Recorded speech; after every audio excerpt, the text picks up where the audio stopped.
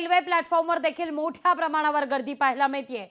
पावसामुळे मध्य रेल्वेची लोकल सेवा 15 ते 20 मिनिटं विलंबाने सुरू आहे। एक्सप्रेसही मोठ्या प्रमाणावर सध्या विलंबाने धावत आहेत, त्यामुळे याही परिसरात तोवा गर्दी आहे। मुंबईकरांचा एक्सप्रेस गाड्यांमधूनच प्रवास सुरू झालेला आहे।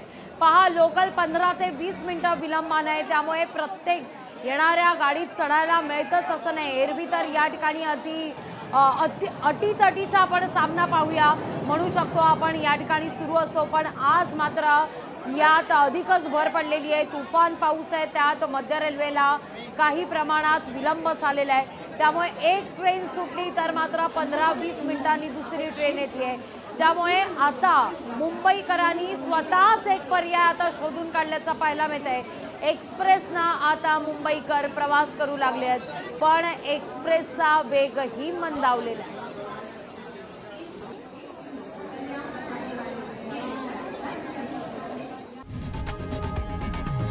लोकशाही मराठी ऐका, पहा, जागरूक रहा।